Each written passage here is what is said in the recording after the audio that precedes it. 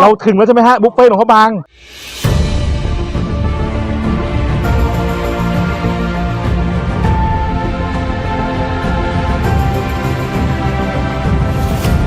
อยากเชื่อนะว่าหลวงพระบางจะมีของแบบนี้เนี่ยปลาหมึกตัวใหญ่มากอาจารย์เป็นตัวโอ้โหอลังการจริงชิ้นใหญ่ขนาดนี้โอ้โหอันนี้ปลาดอลลี่นะอาจารย์แล้วดูปูซิคุณต้องดูปูซิตัวใหญ่มากเลยครับน้องโดนซื้อที่สดไหมโอ้โหกินอาหารทะเลจากชลบุรีเลยฮะเหมือนยกมาจากชลบุรีเลยมาจากเมืองไทยเลยอาจารย์ยังไม่อยากจะคิดว่ามันจะมาขนาดนี้เลยอ่ะสุดยอดมากเลยที่ไหนเนี่ยที่นี่หลวงพระบางบุฟเฟ่ต์ครับอาจารย์บุฟเฟ่ต์หลวงพระบางผมมาเป็นครั้งแรกเองนะอาจารย์ครั้งแรกเองใช่ครับอาจารย์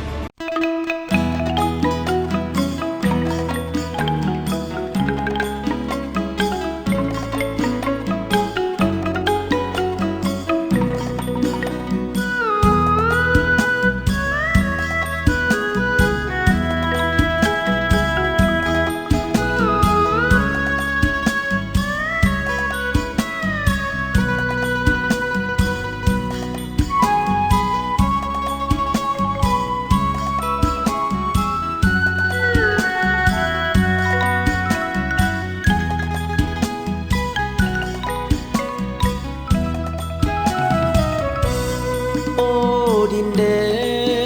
นสุวรรณภูมิประเทศอา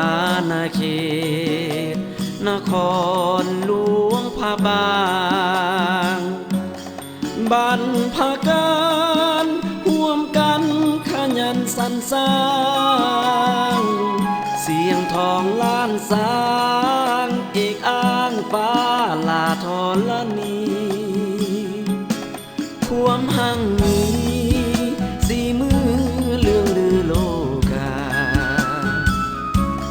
ศิลปะล้ำค่ามาหลายห้อยปีหลวงพระบางอารามงามดังมณีให้เห็นเป็นขวัญชีวีโชคดีสุขีสุขใจ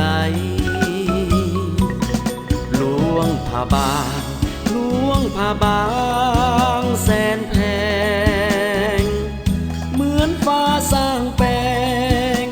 จำแรงเฮืองหุ้งสดใส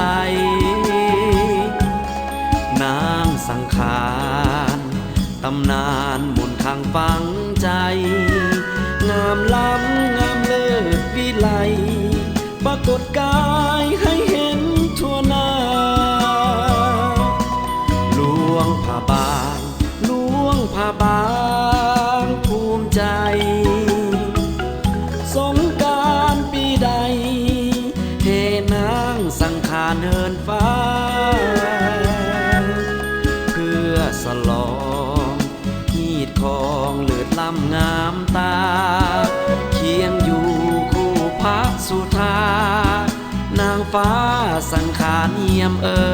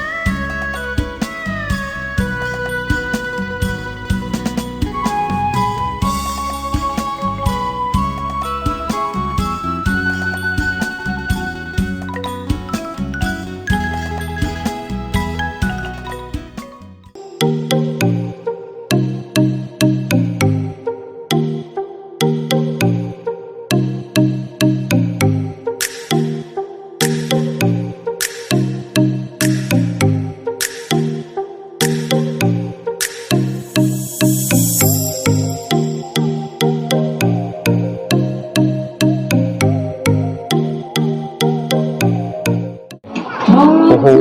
ของเยอะมากเลยมีแต่ของดีๆทั้งนั้นเลยเนี่ยโอ้โห ไม่คิดไม่ฝันเลยว่าหลวงพระบางจะมีของดีๆอย่างนี้นะครับว้าวลูกชิ้นชีสก็มีด้วยเต็มที่นะครับตักกันนะฮะของดีมากครับของดีมากฮะของดีมากครับผมนี่นะฮะครับผมมา เป็นยังไงบ้าง ฝั่งลาวน่ารักครับสาวๆน่ารักมากครับฝั่งลาวฮะ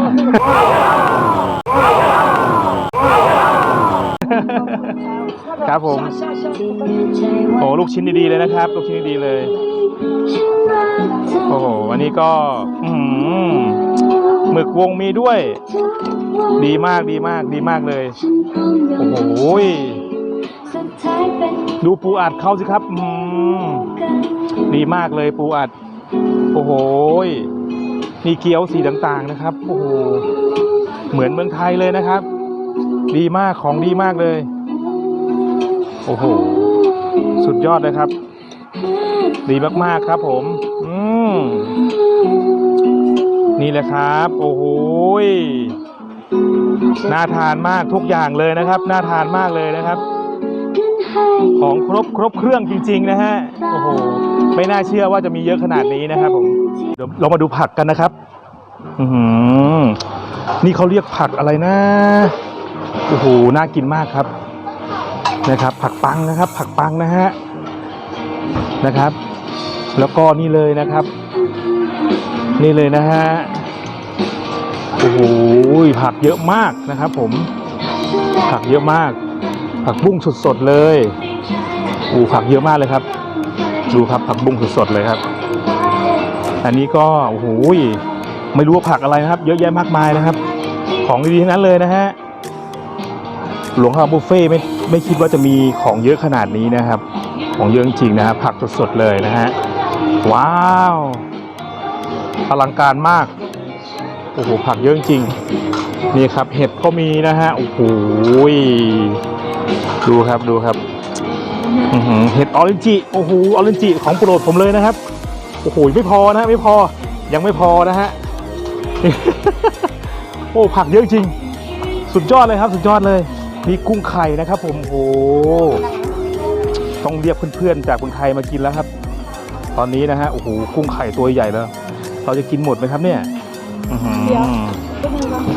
นะครับ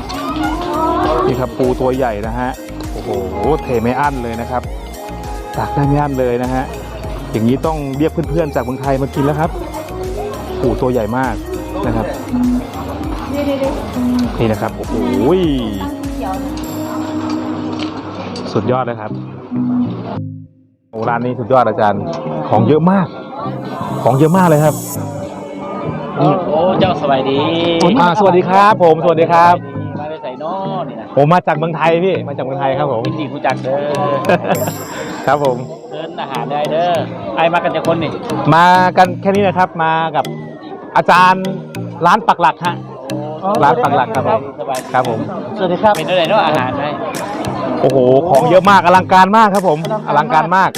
ของเยอะจริงๆเทียบกับราคาที่แบบว่ากับที่อื่นที่แบบว่า99กับที่นี่เท่าไหร่นะที่นี่เท่าไหร่นะพี่79,000 กีบ79,000 กีบมันเยอะจริงๆมันอลังการมากนะครับผมยังไม่เชื่อเลยว่าเนื้อปลาจะชิ้นใหญ่ขนาดนี้มันมีที่ไหนมื้อนี้ปูใหม่ๆสดๆมาโอ้ครับผมเขาจะมีกุ้งใหม่สดใหม่โอ้โหกรุงเทพมหาชัยโอ้โหสุดยอดมากครับนี่เป็นเจ้าของร้านที่นี่ใช่ไหมโดยแต่นี่คือแบบว่าของทุกอย่างส่วนใหญ่ก็คือจากไทยหมดเลยใช่ไหมจากไทยหมดเลยโอ้โหสั่งแบบวันต่อวันเข้ามาเลยถูกต้องเขามีรถเข็นแลนด์มาเลยสดแบบนี้เลยโดยโอ้โหแต่นี่มันสดจริงๆนะปูคุณโต้งว่าไหมเดี๋ยวขอดมลมกลิ่นดูดิเพื่อกลิ่นอาทะเลมันแบบมันไม่มีกลิ่นอับของแบบว่าอะไรเลยเนี่ยนี่ผมเอาดมดูใกล้ๆเลยโดยแค่งัดตามสบายได้เด้องัดท้องดูโอเคครับครับผมขอบคุณมากครับขอบคุณมากครับขอบคุณมากครับขอบคุณมากครับพี่เอกตามสบายนะครับโอ้มันเยอะจริงๆของเยอะมากพี่โอ้โหย่างเลยนะย่างเลยฮะย่างเลยฮะย่างเลยเอาลงไปเลยครับของครบมากย่างตัวใหญ่ๆแบบนี้แหละโอ้โหเดี๋ยวเราต้องลองน้ำจิ้มว่าน้ำจิ้มเป็นรสชาติยังไงบ้างจริงเหรอเขาบอกว่าน้ำจิ้มที่เด็ดเหรอใช่ฮะเดี๋ยว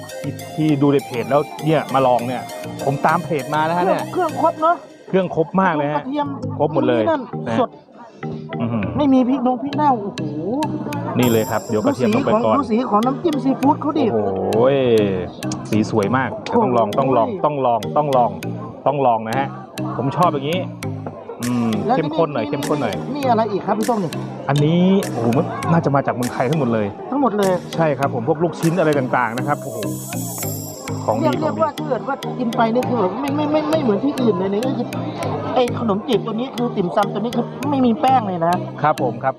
เดี๋ยวเราต้องลองย่างดู ลองดูก่อน ลองจุ่มดูต้องลองจุ่มดู เรา นะครับโอ้โหเกรียมๆเลยนะฮะโอ้โหนะครับโอ้โหน้ำจิ้มเขาบอกน้ำจิ้มที่นี่เด็ดมากครับอาจารย์เขาบอกน้ำจิ้มที่นี่เด็ดมากนะฮะเราต้องอย่างนี้เลยนะฮะ ควักเข้าไปเลยแบบนั้น ต้องควักเข้าไปเลยนะฮะ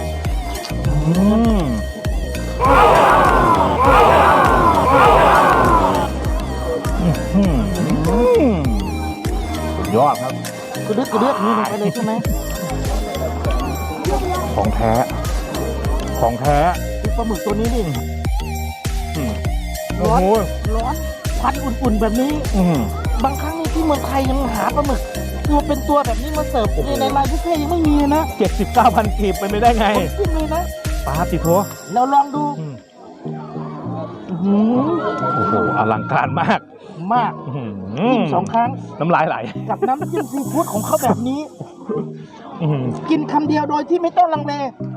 งับโอ้โหครับผม สุดยอดไหมฮะ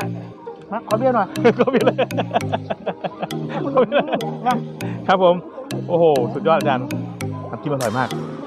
เดี๋ยวเรามาลองกุ้งกันนะฮะ มาลองอาหารซีฟู้ดนะครับผม เดี๋ยวมาลองกันนะครับ โอ้โห นะครับ กุ้งนะครับตัวใหญ่สดๆเลยนะครับ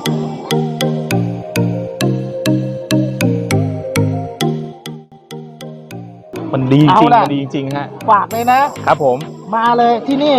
พี่น้องชาวไทย พี่น้องชาวไทย ที่มาเที่ยวหลวงพระบาง ที่มาเที่ยวหลวงพ่อบาง ต้องมาที่นี่ครับ ไม่ได้โฆษณาให้ใครแต่ว่าเรามาสัมผัสด้วยตัวเราเอง ของแท้ เรากิน เอากินเที่ยวครับผม สามจาน บุฟเฟ่ต์หลวงพระบางสุดยอดอลังการจริง ๆ สุดยอดครับ ขอบคุณ